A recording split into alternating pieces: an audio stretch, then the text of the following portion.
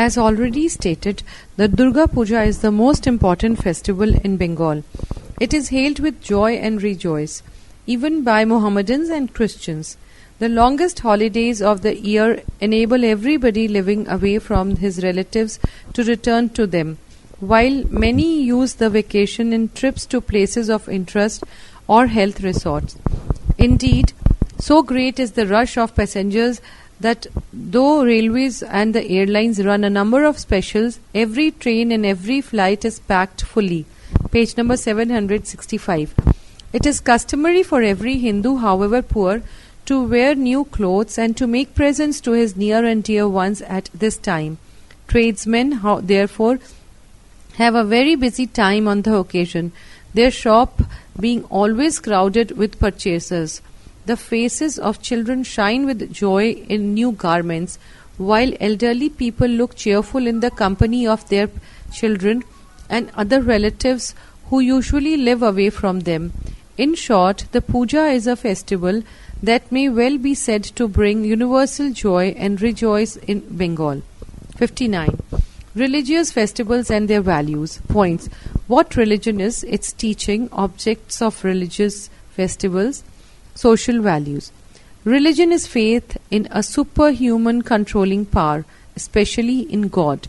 A religious man believes that as God is good and merciful, there can be nothing wrong or unkind in his creation or in what happens in the universe. This gives him strength in trouble, solace in grief, and hope in despair. Religion also teaches man that God is the common father of all, and so it is his duty to look up to him upon all men, whatever their color or creed, as his brothers, and to behave towards them accordingly. He feels that God wants him to be his worthy son, so he tries to live a good and virtuous life. But the general body of people cannot fully grasp these abstract principles of religions. It is religious festivals that bring home these principles to them through enjoyment. So they are frequent reminders of our duties in life. And as religion has sacred sentimental appeal to every man, the lesson impressed upon us through religious festivals have a greater effect upon us than lessons taught through books. Most festivals have a unifying effect also. Thus the Durga Puja of the Hindus ends in the sparkling of Shanti Jal of water of peace on all present and in their embracing one another. Similar is the case with the Mohammedans, who forget all enmity and embrace one another at the end of the Ramzan fast. The Christians too greet each other on the Christmas occasion. Most religious festivals have great social values too. They require the help of different classes of people, high and low. The Durga Puja of the Hindus requires earth even from the doorstep of a fallen woman as one of the ingredients of offerings. This gives a sense of importance to every member of the society and thus helps create a well-knit social life. The jatras and the theatrical performance held in connection with some religious festivals are not only source of delight to the people all round, they also give effective lessons on the country's history, her culture, her tradition, and the lives of her great men of all ages. This is one of the reasons why even the illiterate masses of India have maintained a standard of culture and moral values that has been a wonder to the people of other lands. Page number 766. 60. Saturday afternoon. Points. General feeling. I enter my room, relax, music, noise, outside, personal feeling, evening with friends, enough energy for the week. I always wait eagerly for Saturday afternoons. A feeling of relaxation comes over me. Every time it arrives, I get an enjoyable respite from the monotonous daily routine of the week. After lunch, I tiptoe upstairs to my room, shut the doors and windows, pull down the curtains and lie down on bed to rest. I simply love this moment of the week, lying in the dark room with nothing worth doing. with no thoughts of studying in my mind. I relax completely without much care of anything else. I listen to the radio program Lunchtime Variety. The beautiful songs seem just right for the present feeling. A strange idleness develops my mind. This is the time for me to make plans for the next week. If my pocket permits, I jump quickly from bed and dart out for a matinee show. But before that, I must complete my diary. If I feel tired and my pocket is empty, it is time for me to reach out for a good storybook, and I remain absorbed in it the whole afternoon. I don't allow anyone to disturb me at that time. Nobody is allowed to enter my room. Some noises often float into my ears: the cow mooing, a neighbor washing clothes, cycle rickshaws hooting, a few laborers brawling over cards just beneath the veranda. Sometimes I have to get up to ask them to stop brawling. They cannot take away my Saturday afternoon. I return to my bed triumphantly. Unconsciously my eyelids grow heavy and I drift into a siesta. It is now time for total relaxation. In the afternoon I rush to the field to play football. When the game ends, a friendly chat with local friends, sometimes linger till it is time to study. I feel fresh, totally fresh, after 7 hours of non-stop relaxation.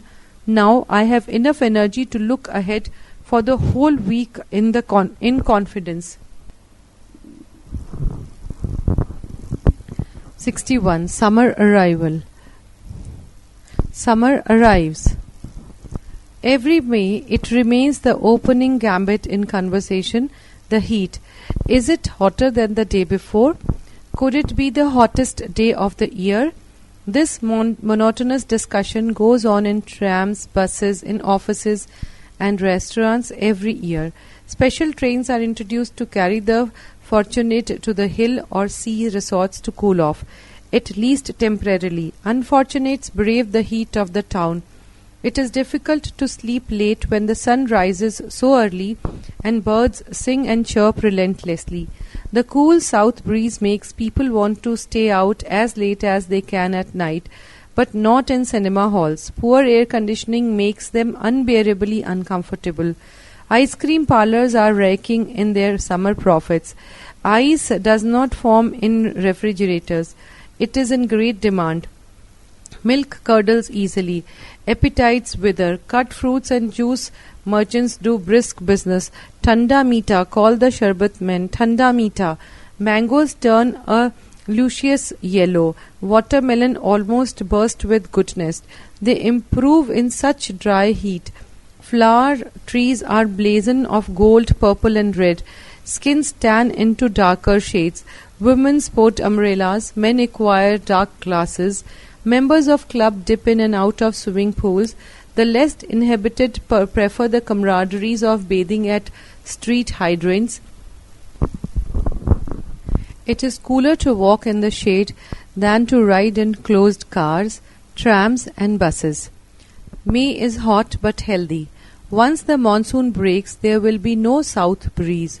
There will be greater humidity and its attendant ills, perspiration, chills, epidemics, waterlogging, and a longing for the coolness that arrives with the pujas. Page number 767. 62. There is pleasure in building castles in the air. Points. Introduction. Necessity of imagination. Its creative value. Power of imagination. Pleasure of imagination. The world of imagination is definitely more beautiful than the world of reality. The castles built in the air by the vision of a bright mind are definitely superior to the most beautiful places built by great architects. For there is a limit to the world of reality, but imagination knows no bound. Throughout the history of mankind, imagination has played an important and effective role in human life. All masterpieces of art, poetry, and literature created by man have been preceded by imagination. A poet enters into the world of imagination before he can create something worthwhile for the world. It is the depth of imagination and idealistic perception of the images that bring about the final touches by artists, poets, and literary figures. The masterpieces at Konark Temple, Ajanta and Ellora caves are the creation of human imagination. Their imagination, the final touches of their imagination in the actual shape, still make great impact on everyone. People gape at the power of intensive imagination which must have preceded the culmination of their art. Imagination is the father not only of art but also of all scientific achievements. Man's imagination to fly like a bird led to the invention of the aeroplane. A scientist studies existing theories and then creates the image of the scientific devices which he wants to invent. Television, rocket, computers are all the inventions of scientists through imagination. It is also the best way of emotional relief of human beings. Truly speaking, most of the human beings would become insane without resort to imagination during their time of worries.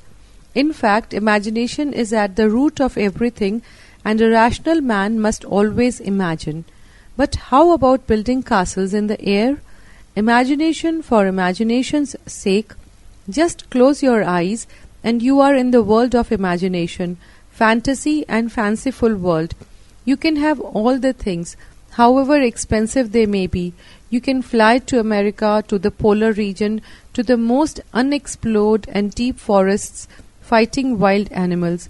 You can fly through outer space, can land on the moon, and have the ecstasy of being the first man to be on the Jupiter.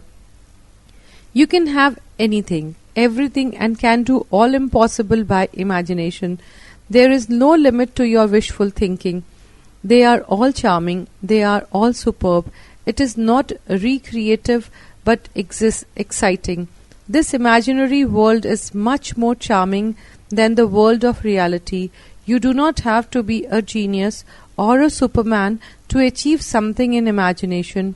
What you cannot achieve is real life can be achieved only in imagination. Let your imagination take you to the other world. Let your mind be peaceful, free from the world of reality. The result would be a new world created by you and only for you. Besides, building castles in the air would not cost you anything. On the contrary, you may go on dreaming forever. You are simply to be in a proper frame of mind to do so. The beauty of your castle would be in your mind. Let not others spoil it. Page number 763. An evening walk by a riverside. Points. Introduction. It is very pleasant.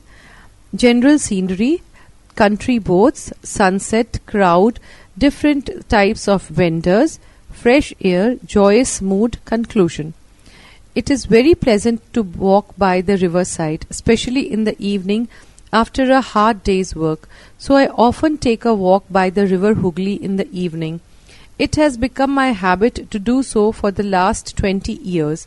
The riverside near the fort is really very beautiful, with the mighty Hooghly on one side, the green rampart on the other, and a lovely promenade in between. The area looks very beautiful. The Maidan is rather less polluted here. This is the main reason why visitors can be seen here throughout the day. They come here to relax under the shade of big trees. In the afternoon the breeze is really cool and refreshing. The rays of the setting sun falls on the river and the water sparkles. The hue of the river looks enchanting. Barges, boats and ships ply on the river. Many of them are anchored to load and unload wares. By the evening, people from different corners of the city come here to spend a couple of hours. They enjoy themselves in these beautiful surroundings. Often, the place becomes overcrowded. Vendors sell ice creams, peanuts, cold drinks, fruits, tea and what not. Balloon wallas attract kids by colorful and gas-filled balloons. They all do brisk business. Gradually, darkness descends on all sides and street lights are lighted.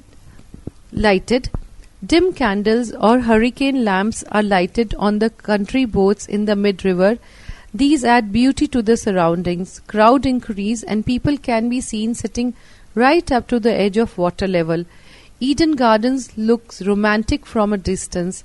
People carry transistor sets to entertain themselves. Some sing of their own. Children run about in the open. Older people lie down on the grass and gossip amongst themselves. The whole area becomes full of life and fun. The air being rather free of pollution, this area of the city always attracts me. An evening walk gives me the meaning of life. It entertains my mind. It is good for me. Such an evening walk helps me to forget my worries and anxieties and gives me strength and vigor. 64. Horrors of war. Points. There have been fighting of all times. War in the past and at the present time. Change in method and tactics. Older wars were tests of personal heroism, but modern wars are tests of material resources and scientific knowledge. Butchery in the worst form, remedy. It is said that man is a fighting animal. This is why there have been so frequent fights between man and man from the earliest times. Fights between individuals, tribes, races, and nations. In fact, the political history of mankind consists mostly of accounts of these conflicts and wars. Page number 769. At first wars were fought with bows and arrows, swords and spears and horses. Then came guns and cannons and motor vehicles to carry them and the soldiers. Now we have aeroplanes to drop bombs for quick results. It will be seen that changes in method have made wars more and more horrible. At first, they were tests of personal heroism and physical power, but they have now become tests of material resources and the power of applying science to wholesale destruction. When armies fought with bows and arrows and swords and spears, there was a spirit of chivalry in them. But victory in modern war depends on the cowardly act of striking the enemy unaware and unprepared. Moreover, as they are total wars, no distinction is made between civil and military population. So no scruple is felt in bombing even whole cities out of existence by sudden attacks, as in the last World War. In fact, development of nuclear weapons threatens to wipe out civilization altogether. The horrors of a modern war continue even after peace has been concluded. Bombs infect the survivors with poisons of various incurable diseases. We still see these horrors in Japan so many years after the first atom bombs were dropped there. The economic life also of the countries concerned is shattered by destruction, and the miseries of the people know no bounds. Indeed, the situation in Europe was so critical after the last war that the USA had to come forward with generous helps from the reconstruction of every enemy countries. Another dangerous feature of a modern war is that it does not remain confined to a few countries. Almost every country is compelled to force of circumstances to take sides,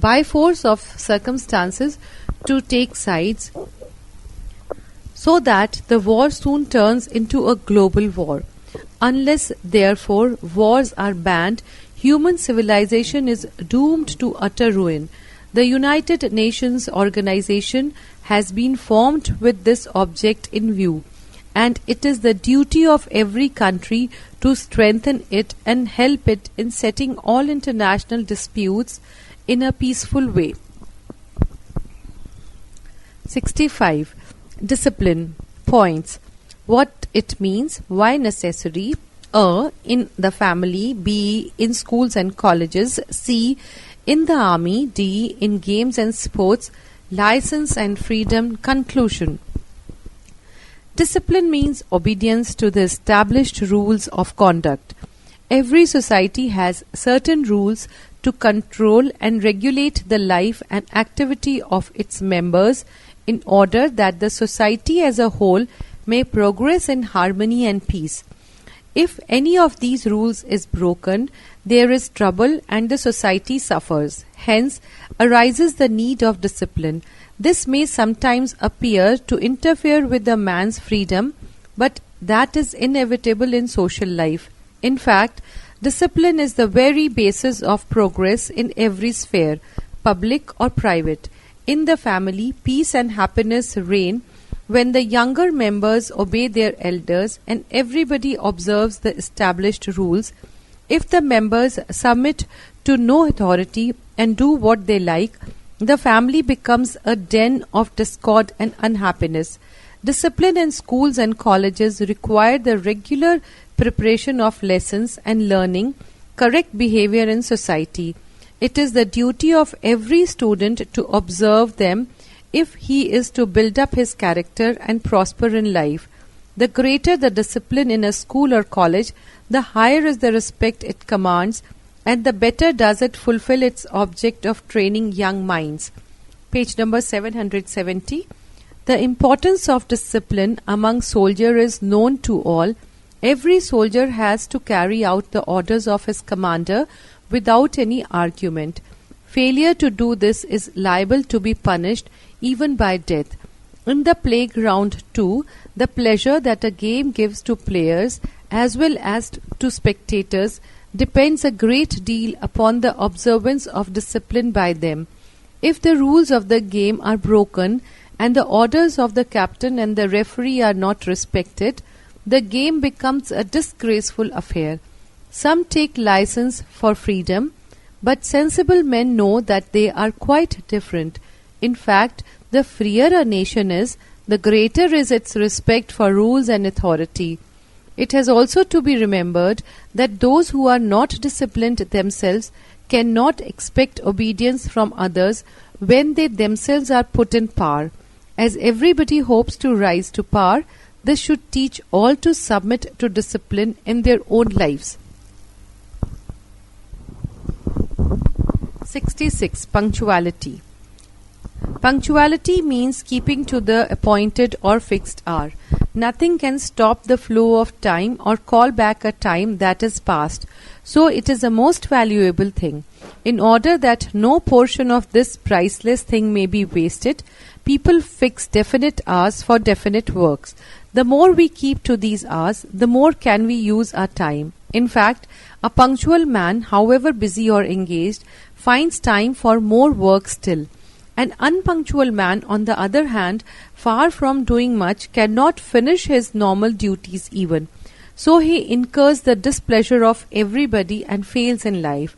Let us take a few examples. A student who comes late to his class misses a part of the lesson that day and also causes disturbance to others. An unpunctual officer upsets the day's program not only of his own self but also of those who have dealings with him. In the military fields, delay by a few minutes may result in the loss of an empire and change in the destiny of a nation. Napoleon lost the Battle of Waterloo simply because a marshal of his was a few minutes too late to come to his chief's side, and Waterloo decided the fate of Europe for many years. There is another aspect of the matter. Want of punctuality reveals want of culture and is discourteous to the person we fail. If I have an engagement with a high person, I shall certainly appear before him at the appointed time at any cost. This is because I have a high regard for him. But when I fail to observe this punctuality with another person, it means that I do not regard him as important enough or do not care for what he may feel. This is a slight to him. That is why unpunctuality produces such a bad impression on the minds of others. The habit of punctuality is almost natural with the Western people, but we are rather careless about it. We still find public or private engagements beginning work much behind the appointed time. This has to be remedied if we are to keep pace with the modern world. Page number 771, 67. Knowledge is power. Man was at first almost like an animal. His power then rested only on physical strength, but in this respect he was no match for many beasts, so he had to live in constant fear of them. In course of time came knowledge, and it gave him the power to get mastery over the entire animal kingdom. He invented weapons with which he not only scared away beasts, but even killed them. He learned how to hunt beasts like the deer and the hare, which can run very much faster than he. He also learned to use the swift-footed horse for his own purpose. As knowledge increased, his power also increased until he became the lord of creation. Knowledge has also enabled man not only to withstand the forces and elements of nature like rain and wind, but even to use them for his own purpose. He has been able to add to his physical comfort, to annihilate distance, rise above the force of gravitation, create artificial satellites, and even to land on the moon. And there is no knowing to what greater heights he will soon reach by the power of the knowledge. There is a proverb, "The pen is mightier than the sword." The empires built up by political conquerors of old have passed away, but Buddha and Jesus, Shakespeare and Kalidas, and Ravindranath built up empires of the mind that still go strong. In the political field too, we see that the countries that are more advanced in knowledge are more powerful than those that are less advanced in this respect. Unfortunately, however, the power of knowledge is being used by man more and more for destructive purposes. It makes one nation stronger than another and helps the former to oppress the latter. Indeed, it is this disparity that lies at the root of rivalries among the different people of the world. It has cost us the soul in our mad pursuit of material prosperity. But as the soul is more important than the body, there are men who would do without the power of knowledge and go back to nature when people enjoy greater peace and happiness in their simple souls. 68. Self-help. What it is, bad effects of depending on others, examples, benefits, how to practice by children. Self-help means doing our own work ourselves. No doubt it is not possible for any man to do all his work himself, so everybody has to depend to some extent on other people. Still, the most successful man is he who depends the least on others. There are men who do not exert themselves at all, but will have things done for them. They are like persons walking on crutches, completely at the mercy of the crutches and never able to move fast. They lose their strength of mind and power of physical and mental exertion. Moreover, everybody has his own work to do, and few people have much time to spare for others. So when we leave a work to be done by others, it is either not done at all or not done so well as we may expect. Page number 772. In this connection, we should remember the story of Hercules and the carter. The wheels of a cart got so stuck in mud that the horses could not drag them out. The cart now began to pray for help to Hercules, god of strength. The god appeared and told him to put his shoulder to the wheel. The carter did this and the cart moved on. From this has come the saying, "Put your shoulder to the wheel." That is, one should exert oneself first if one would have a thing done. If we try to do our own work ourselves, we have the satisfaction that it is not neglected.